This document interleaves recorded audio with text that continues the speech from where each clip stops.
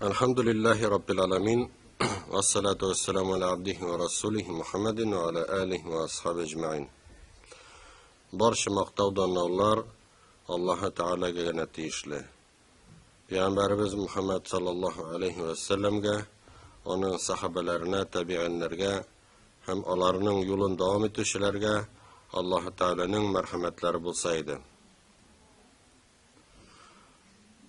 Allah'ın elçisi sallallahu aleyhi ve sellem etken: İnna Allah yarda lekum thalathan ve yekrahu lekum thalathan. Allah Teala sizning üç türlü amel kılığınızdan riza bulur, hem üç türlü amel kılığınızdan riza bulmaz. Fayarda lekum en ta'buduhu ve la tuşriku bihi şey'en. Ol sizning baratik Allah'a gana ibadet kılığınızdan hem ona bir kimni de tengdaş etmewinizdan riza bulur.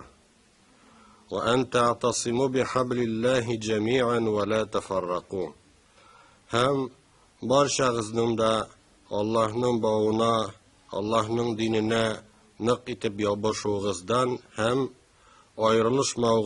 ayrılmağızdan riza bulur. Ve en tansahu limen vallahu emrakum. Hem özünüzün emirlerinizge nasihat kılığınızdan riza bulur.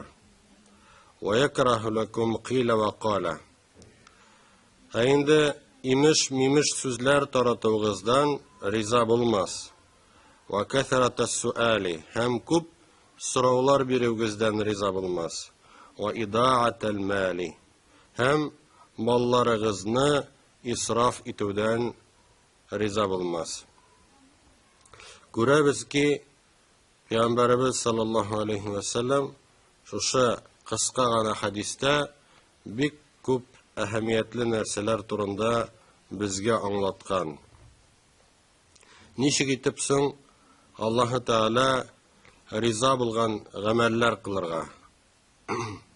Eğer de biz Allah'ın rizalığına erişsek, demek İnşallah cennetke ümitlene alacakbız. Şuluk vakitte nişiksin Allah Teala riza bulmagan gamellerden yiraktırırga. Nindi gameller ne Allah Teala süymi. Eğer de biz mınday amellerini kaldırabız iken, demek şulay biz ecir savupka erişecekbiz.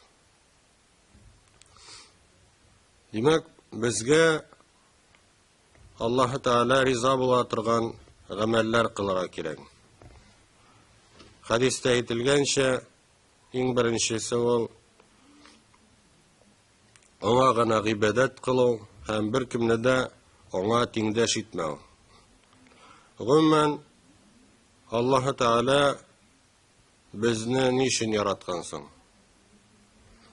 Rabbimiz etken Kur'an'da أعوذ بالله من الشيطان الرجيم وما خلقت الجن والإنس إلا ليعبدون من jinlerine hem kişilerine üzüme ibadet kılır şeklinde yarattım diyen.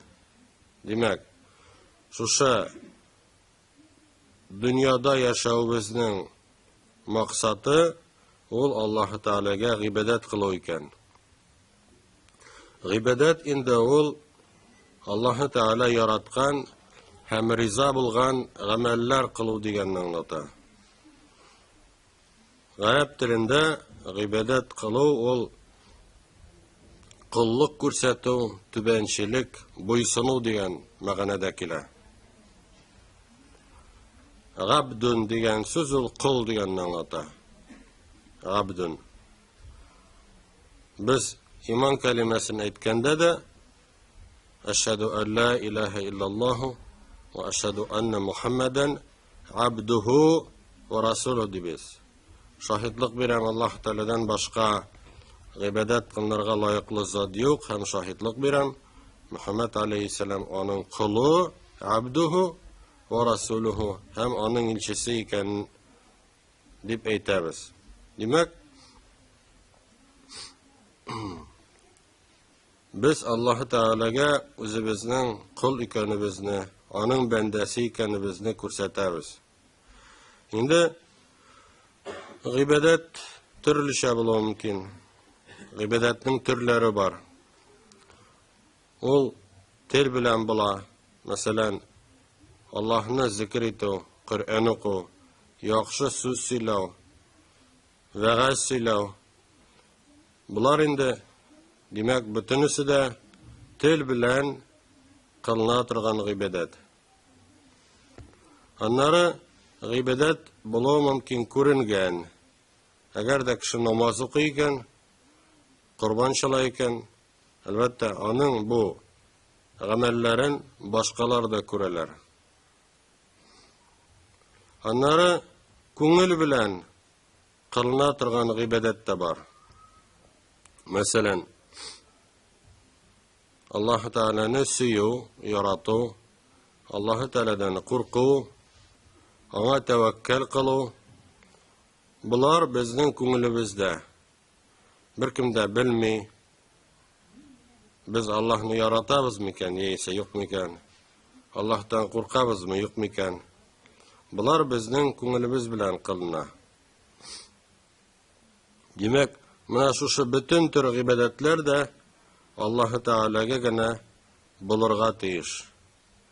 Eğer de kişi nindidir aytib ketilgan amellerini başka nersege sarf etse, Allah Teala için tugul, mesela nindidir putqa sınım için sarf etse, bu indi Allah Teala'ga tengdaşlık katı bula, şirik bula. Bu en ulu, en zor günah.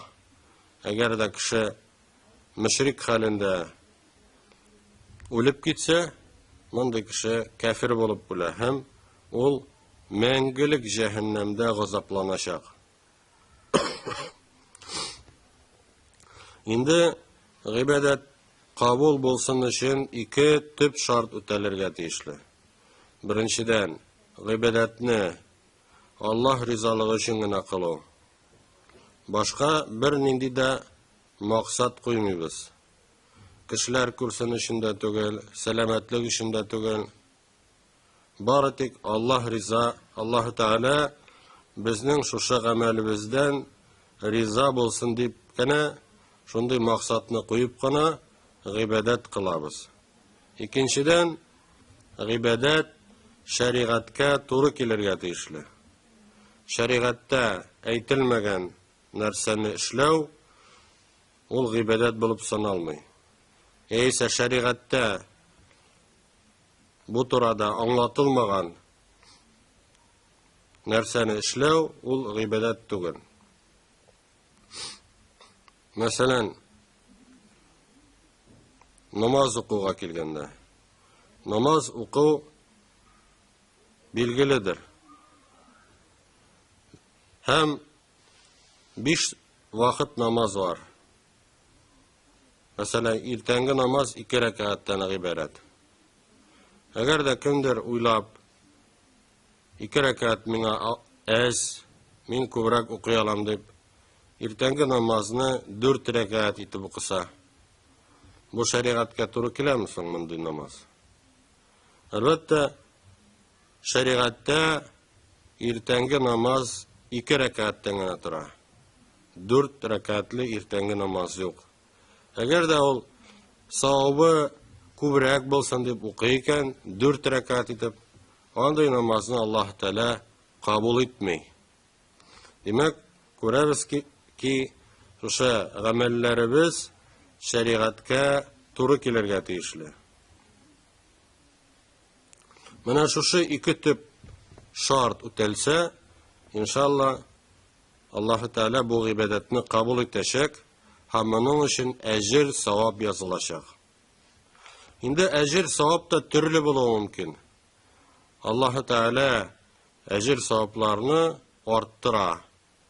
10 tapqirdan alıp hatta 700 savobga kadar arttırır mümkün.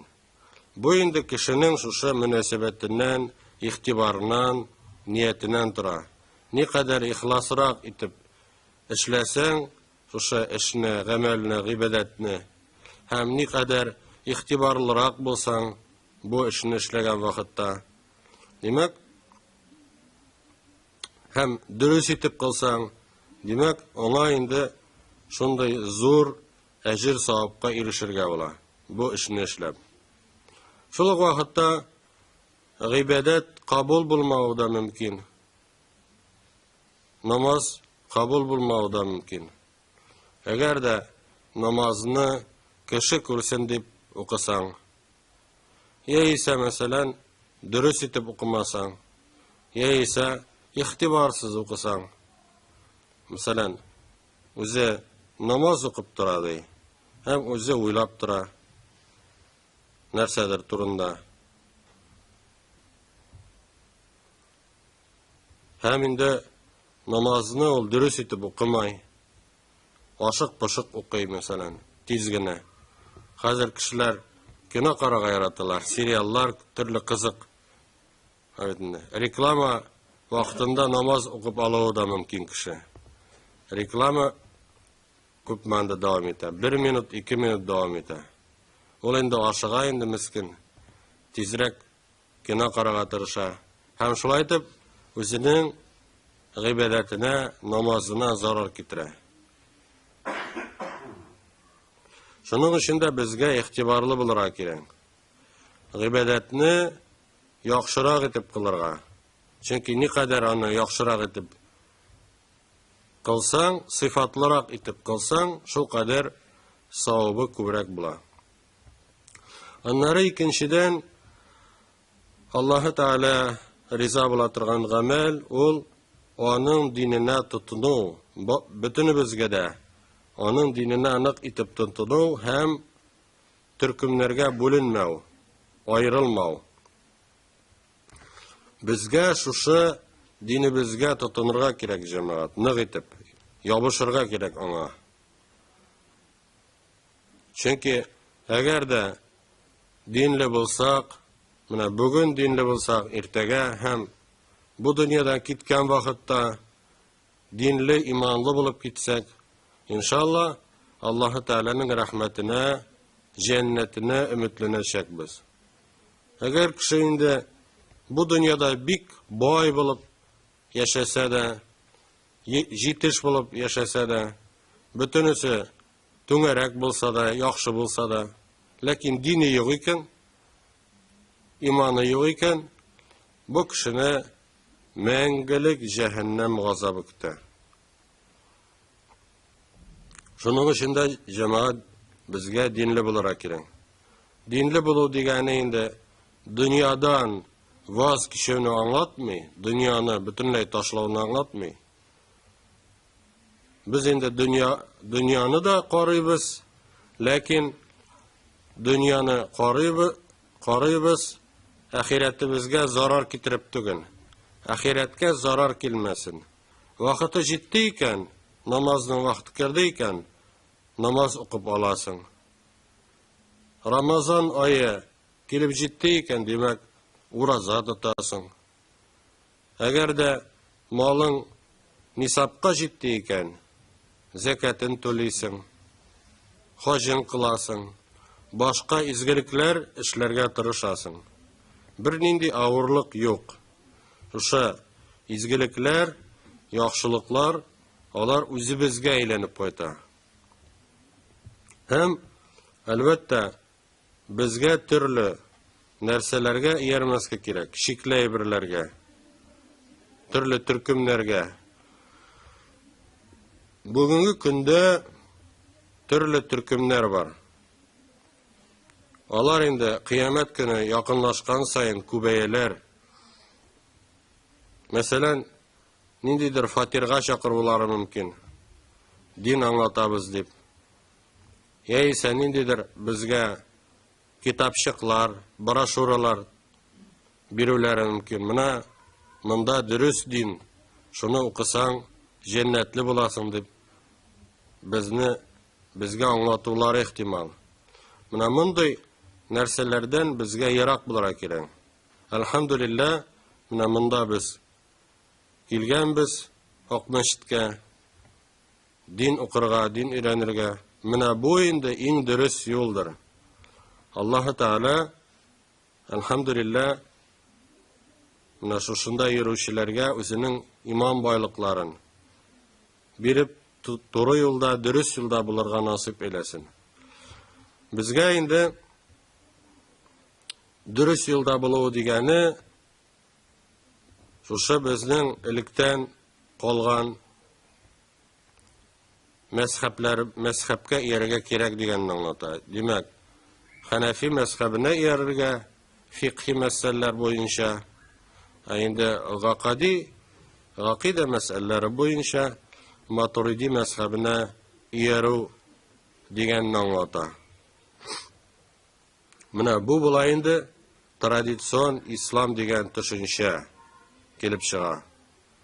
Eğer de biz mana şu yöneliş boyunca barabız iken, demek inşallah doğru yolda bulaşakmız. Eğer de kişi nersedir başka birini tilese, ol indi doğru yoldan taypılıp adaşığı da ihtimal. Onları üçüncüden emirleringizge nasihat kılığızdan riza bulur degen. Demek Allah Teala bizge şunday takdir kılgan, bizning başlıklarımız, emirlerimiz var. Onlar idare ettiler Müslümanlar bilen. Hem elbette onlar da kişi, onların da kimşilikleri var. Onlar da doğru yoldan taypılıları ihtimal. Ne? Onlarını biz vaazlerge teyişlibiz. Nasihatlerimizni aytib tururga. Elbette nasihat jitkiruvinin de özünün tertibi var. Onların yüzlerine berip aytu degan ma'noda tugul, endi adab, ahlak qoidalarin saqlab, onlarga şuşa özümüzning sözlerimizni, nasihatlarimizni jitkiruv. Onlarning özlerine gene. Hem eğer de onlar doğru yolda bulsalar, demek ümmetimiz doğru yolda bulaşak deganini anlata. Eğer de adaşsalar, hem biz onlarga bir narsa da etmesek, indi bütün ümmet de adaşa. Onlarga başkalar da iyileşekler. Çünkü onlar indi başkalar için görünüp duralar. Onlarning kılgan nindidir hataları başkalar için bir misal buluğu mümkün. Kiri misal. Hem kişiler onlarga yeruvleri de mümkün. Şu sebeple mine emirlerge nasihat sözlerin aytu ehemmiyeti bu hadiste anlatılgan. Onları Allah Teala riza bulmagan gameller turunda imiş sözler taratuğuzdan riza bulmaz diyen. Biz türlü nerseler işitemiz. Kimdir indi kişiler bilen oralaşkan vakitte nersedir işite, kimdir indi televizordan, internetten nersedir okup işite. Demek bu bütün eybirni taratıp yürü demek dinimizden tügül iken. Munday eybir yaramay. Türlü şekli eybirlerini, imiş sözlerini taratıp yürüge yaramay cemaat. Eğer de biz bilebiz iken, onun hak ikenin, nindidir yaxşı haber ikenin elbette, bu vakitte indi kişilerge jitkiru mümkündür. Lakin türlü şunday mağanasiz haberlerini, imiş sözlerini taratırga elbette yaramay. Onları ikinciden küp sorov birevgizden riza bulması diyen. Şimdi qaybirler küp sorov birge yaratılar. Meğer indi onlarının sorov birevlerinin maksatları başkadır. Nindidir haqlıqni anlaw için tugul, mesela özlerinin bilimli ikenlerin көрсету için kelip çığa. Özlerin başkalar üstünden yukarı koyur için. Менә мин дә беләм, мин хәбәрдар бу сорау буенча, син җавап биреп кара әле. Ул инде бу сорауны күп кешеләргә биргәне бар. Шулай бит инде. Һәм менә мондый нәрсә әлбәттә хупланылмый. Шулай ук инде Пәйгамбер алейхиссалам вакытында бу бигрәк тә тыелган булган мондый нәрсә. Чөнки әгәр дә мусламаннар Пәйгамбәребездән сорасалар, инде аларга төрле нәрсәләр инде yüklәнүе мөмкин булган. Ягъни һәм шул сәбәпле әлбәттә инде төрле сораулар бирү әлбәттә хупланылмый. Әлбәттә ният булырга тиеш сораган вакытта.